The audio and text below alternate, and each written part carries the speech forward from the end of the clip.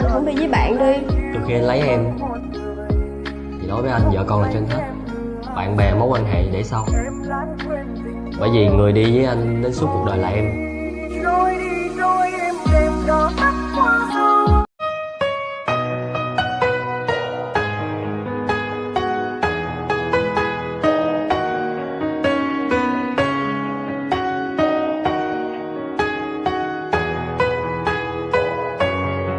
Nếu hôm nay á con chọn đối xử tốt với người khác thì mai này con sẽ nhận lại đầy đủ sự tử tế của cuộc đời. Nhân quả luôn công bằng, chẳng mất đâu con à. Hiện tại cái sự đời người con gái hơn nhau ở Tam Châu, sớm tôi một mình làm bạn cô đơn, ván đã đóng thuyền kiếp này. Anh biết tiền rất quan trọng, nhưng không thể vì tiền mà em lừa dối tình cảm của anh được. Bất cứ thứ gì trên đời đánh đổi được bằng tiền thì đều dễ bạn em. Nhiều khi ta tự hỏi lòng, sao phải theo đuổi kẻ không yêu mình? Sao phải cố gắng nhắn tin trong khi họ chẳng thèm nhìn nội dung? Sao phải cố đợi mét rung khi họ đang bận vui cùng với ai?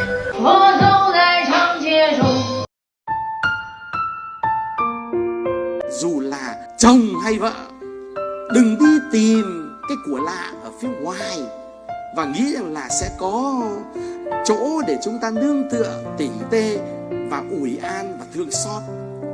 Đừng nên có cái ý nghĩ điên rồ đó, bởi vì khi mà chúng ta có cái thái độ như vậy là chúng ta đã bắt đầu mở cửa cho những yếu đuối của chúng ta để ma quỷ vào làm việc. Vợ dù thế nào chăng nữa cũng là vợ của mình, chồng thế nào chăng nữa cũng là chồng của mình. Chồng là đầu mà vợ là gì? Là cổ. Cổ xoay chiều nào thì gì? Đầu xoay chiều đấy.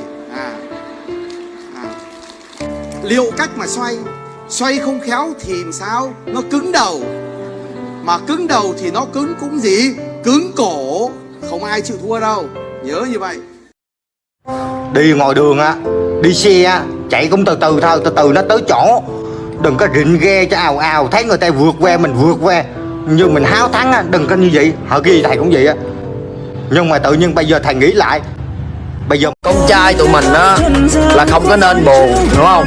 Con gái người bình thường á nó đi yêu người khác, nó bỏ mình đi mà nó không được buồn, tại vì con gái nó sự lựa chọn của nó.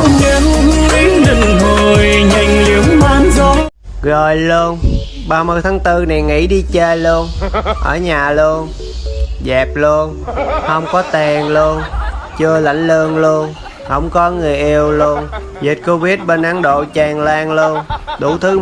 Bạn giàu bạn có cha mẹ bao bọc, bạn đâu nào hiểu cái nghèo khốn khó.